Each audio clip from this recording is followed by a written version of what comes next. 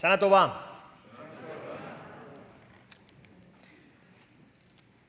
So the first time I walked into the Seminario Rabínico Latinoamericano, that's the JTS of the real South, I was 13. It happened a couple of months after becoming a bar mitzvah, a celebration that took place in my Jewish day school. I remember enjoying the learning aspects of my preparation to become a bar mitzvah, so much so that after the big day, I kept studying with the rabbinical student who led services in my school on a weekly basis. He was, by the way, the person who told my parents that I should consider attending the Seminario Rabínico's high school. So, one day, we invited Gustavo, that was the name of this guy, today a dear friend of mine, Rabbi of Panama City, Panama.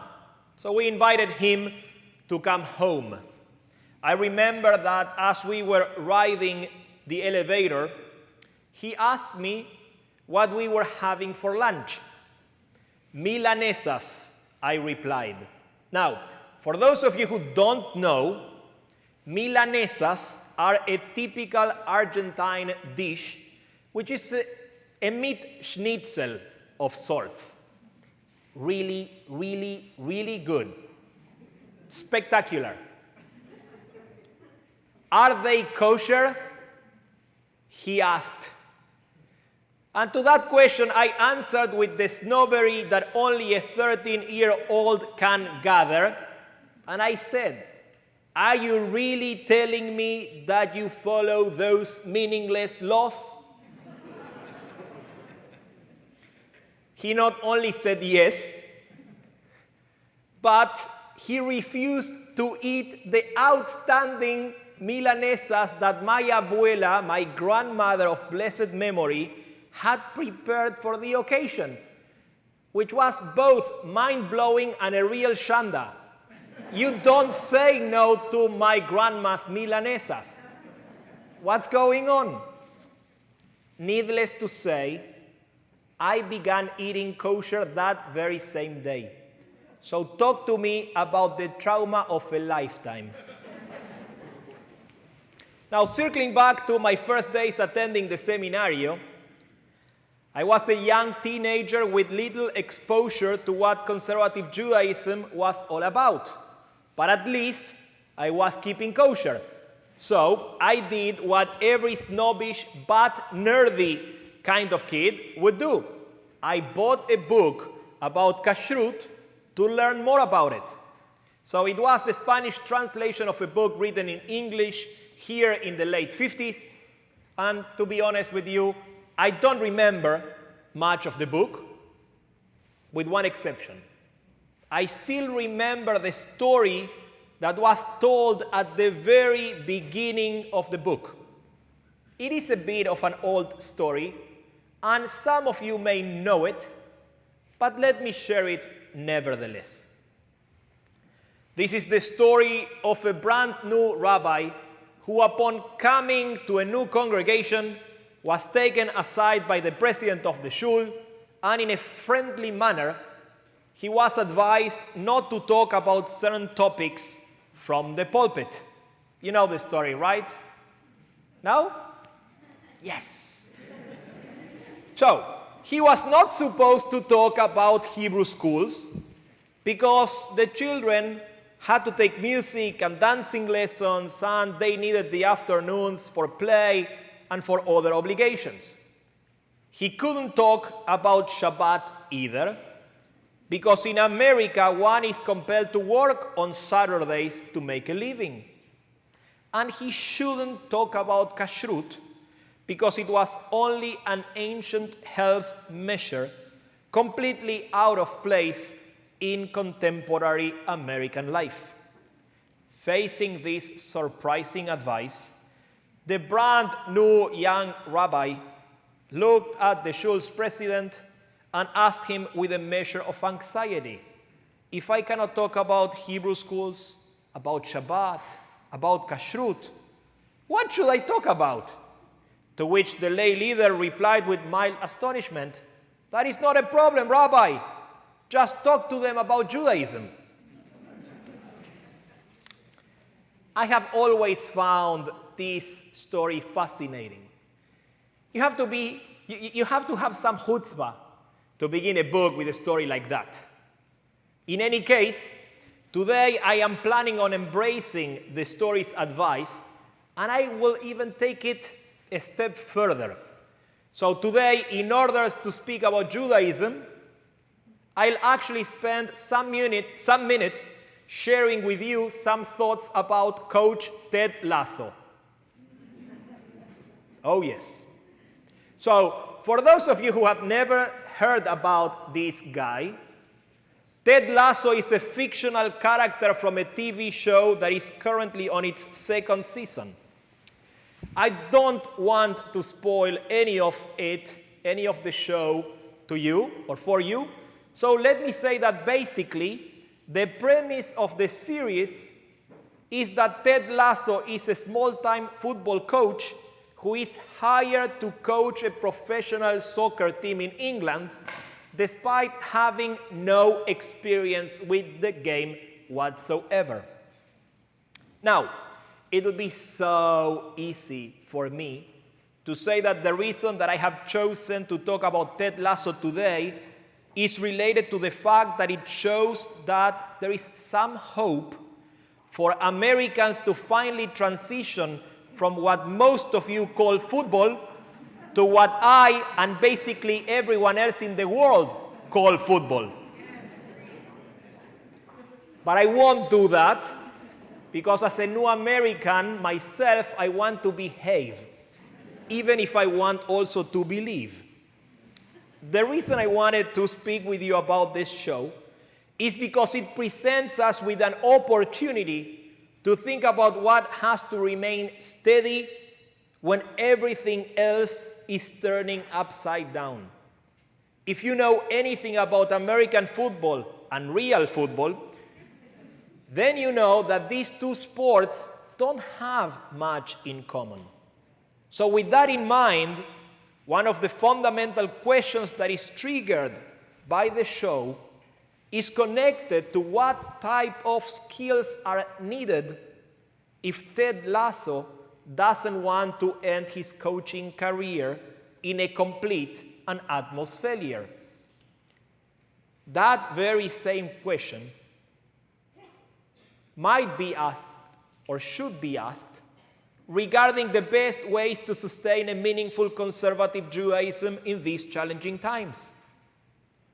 When everything around us is changing, when we don't get to dictate the conditions that make for our current context, we need to ask ourselves, what do we need to keep sound and safe, no matter what? In other words, in times like ours, the question is, what lies at the heart of a relevant Jewish practice? And how can we make sure that we replicate those foundations so that they can continue to be a source of meaning and inspiration for ourselves and for our children and grandchildren as well? Now, the kind of good news, of sorts, is that for us as members of the Jewish people, this is not our first rodeo. Throughout our history, we have seen plenty of challenging moments when we had to decide what to keep and what to let go in order for Judaism to remain well and alive. One of those moments, for example, came with the destruction of the first temple in Jerusalem. As you may know, once the Babylonians destroyed the city in the year 586 before the Common Era, they exiled most of the Jews to the north, where they had to figure out how to sustain their identities, not only in a foreign land, but also without the temple.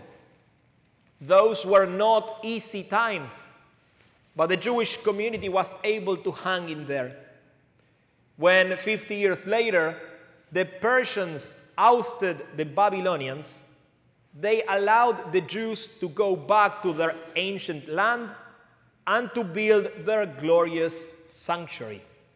Now, in the biblical book of Nehemiah, we get to read about how the Jewish people celebrated their first Rosh Hashanah after the exile. So we learn that everybody gathered in one of Jerusalem's main squares, and at that point, during that day, Ezra, the scribe, the famous Ezra, stood up and read a Sefer Torat Moshe. So Ezra read Moses' book of the Torah. So according to the text, he spent all that morning from sunrise to midday reading out loud the whole thing. And as the people listened, the Bible mentions that they began to cry. Men and women, children and elderly, everyone was weeping. Why? The text doesn't tell us. Maybe it was because they were listening to those words for the first time and they were overcome by emotion. Perhaps, as Rashi, the medieval commentator, says, it was because they felt guilty for not being able to uphold the teachings of the Torah appropriately. Or perhaps it happened because after listening to 6 hours of whatever the rabbi had to say, they couldn't help but think to themselves, oh, please, God, let this service be over soon.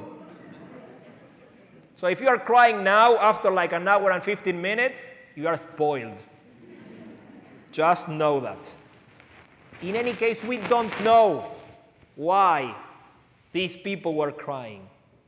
But what we do know, what the Bible tells us, is what Ezra and others did with the weeping crowd at that particular moment. When they saw the people crying, they said to everyone there, Al te'atzevu ki chedvat Adonai ima'uzchem, which is Hebrew for, do not be sad, for your rejoicing in God is the source of your strength.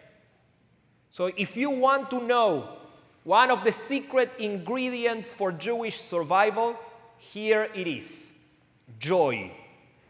Joy is, according to the late Rabbi Jonathan Sachs, Judaism's supreme religious emotion.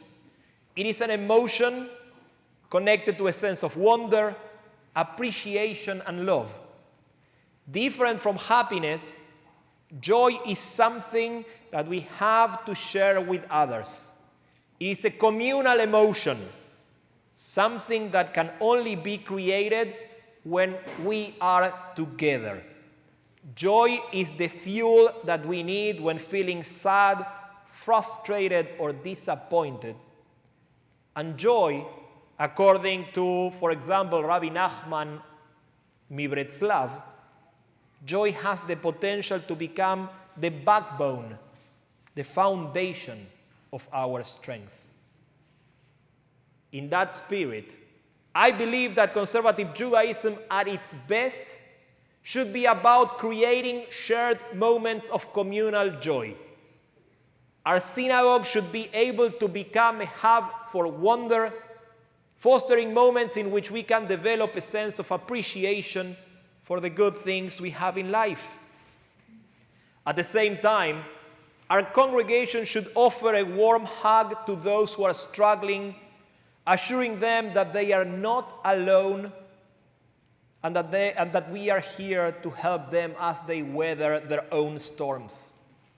This is, by the way, what a minyan is all about. And this is why it is so important to sustain a minyan on a daily basis. Not only to develop the skills that will allow us to be fluent in our own prayers, but also for the service that it does, providing a support network for those who are in pain. If you have ever needed a minyan to say Kaddish, you know what I'm talking about. And if you have ever been part of a virtual or an in-person minyan to allow others the chance to say Kaddish, then you have also felt that particular feeling of accomplishment that I'm talking about. Minyan might not be flashy, but it is meaningful. Minyan is not something that will give you or provide you with a rush of adrenaline. Probably it won't. But I can assure you that it will give you a sense of accomplishment, of achievement and purpose that you will get to share with others around you. And that is the type of joy that Ezra spoke about. And he asked his contemporaries to embrace after all those years of suffering and despair. We need that joy if we want to keep going.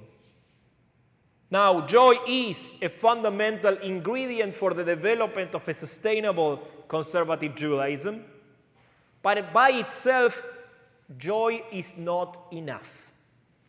If we are serious in our endeavor, we need to add a couple of other elements to the list. And in order to do that, let me tell you another story. This one related to something that happened not when the first temple was destroyed, but when the second temple of Jerusalem was about to be destroyed. The Talmud tells us that when the Romans were besieging the city of Jerusalem in the year 70 of the Common Era, Rabban Yochanan ben Zakkai was somehow able to escape. So he made it into the Roman camp, and there he met Vespasianus, who was at the time the army's commander. As they began to talk, Rabban Yochanan told Vespasianus that he was about to become the next Roman emperor. And so when the news finally broke, Vespasianus told Rabban Yochanan that he could ask for something and that he would try to give whatever Rabban Yochanan was asking. So to that offer, an offer that he could not refuse, the rabbi replied, "Ten li Yavne v'chachamea." Give me Yavne and its sages. So I want us to reflect for a moment on this particular line, because I think that it is a remarkable line, a powerful moment in Jewish history or in the way we told the story. Pay attention. At the peak of the crisis, when the Romans were about to destroy Jerusalem and with it most of what Judaism looked like at the time, Rabban Yochanan doesn't ask for Jerusalem. Rabban Yochanan asks for Yavne, a marginal city, and for some sages in order to shape what Judaism could become after the destruction. In his request, then, Rabban Yochanan gave us another two ingredients that we need for the development of a sustainable conservative Judaism in our times. And those two elements, those two ingredients are resilience and plasticity. Personally, I happen to believe that resilience is at the core of Jewish continuity all throughout our history.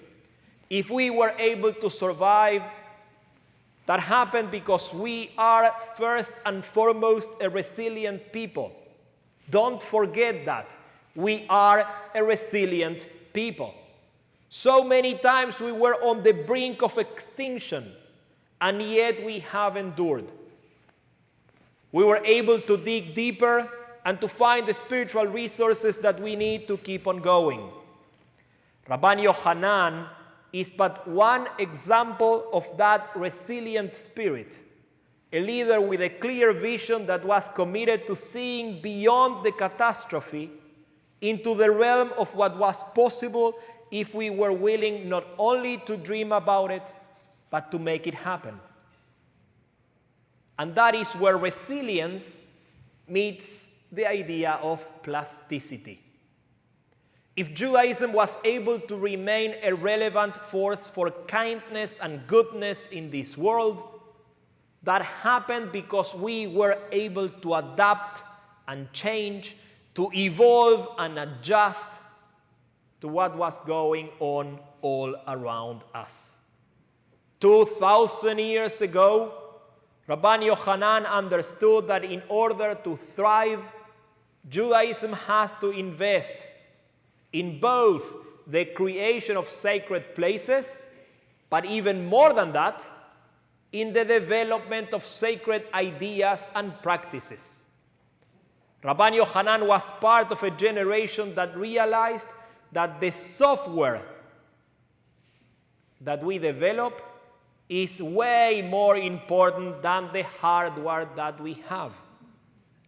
Those sages taught us that if we can develop a great software that is both flexible and worthwhile, finding the right hardware to run it wouldn't be such a complicated thing to do.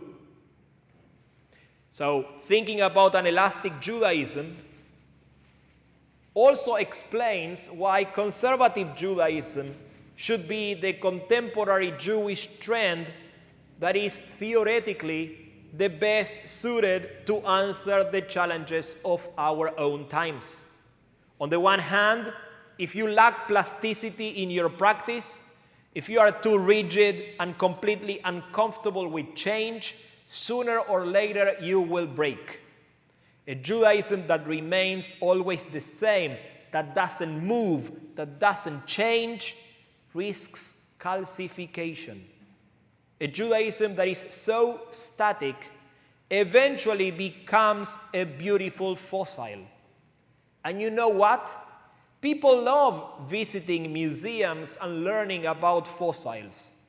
The problem is, though, that nobody likes to live in a museum.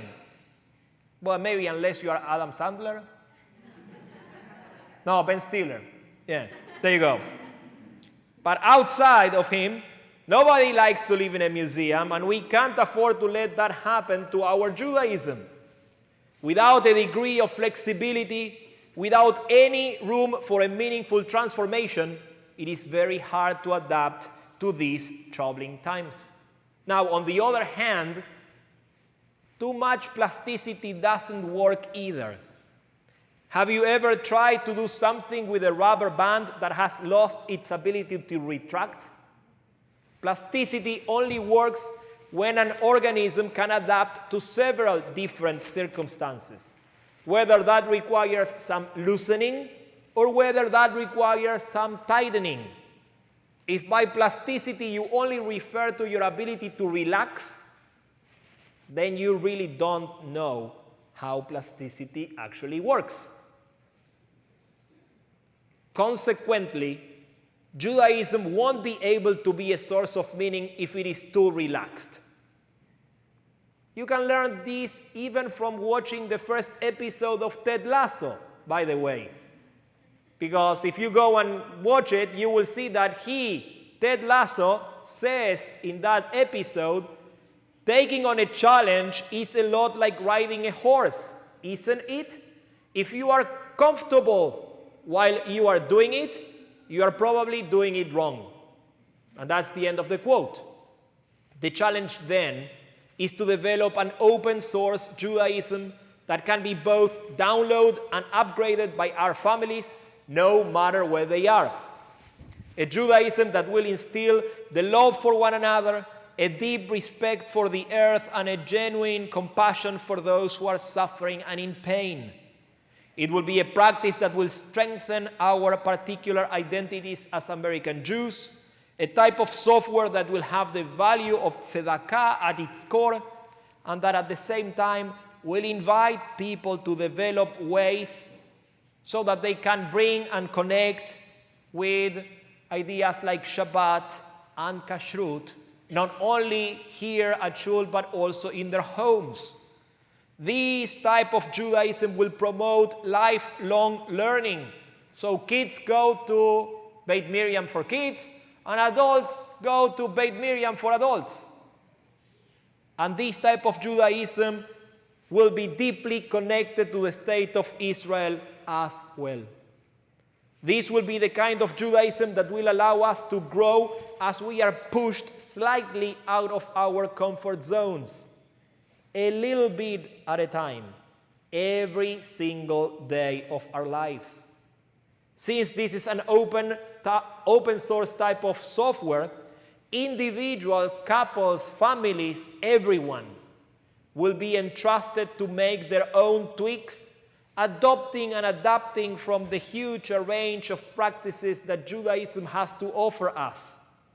The goal, nevertheless, will be to try to add new things all the time, avoiding getting too comfy wherever we are at any given moment. By doing that, conservative Judaism will be once again empowering people to make their own decisions, to be responsible for their own practices and actions, while serving as the center to recharge our collective batteries and to find some inspiration along the way.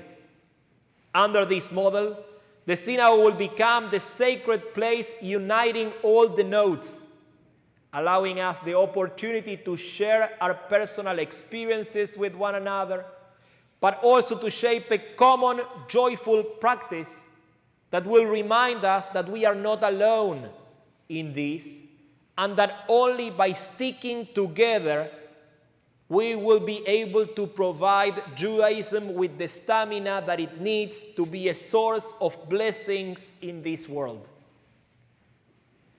Today on Rosh Hashanah, we need to remember that we are the heirs of Ezra the scribe and of Yohanan the rabbi. We need to remember that we are the heirs of so many others who dare to dream with a joyful, with a resilient, and with a plastic Judaism that will serve us well in times of happiness and in times of loss. History has plenty of moments that required both our imagination and our creativity to lead the way. Thank God, the Jewish DNA is loaded with them both. So it is now up to us to see if we are willing to step up to the plate and to do something meaningful with the task that we have at hand. As this new year begins to unfold, may God grant us the insight that we need to be proactive in our own Jewish practice.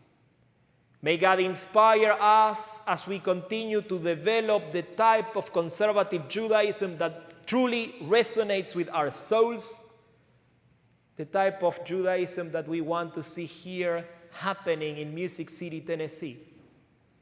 And may God bless us all with a year of healing, with plenty of kosher vegan milanesas, real football, and a ton of hope.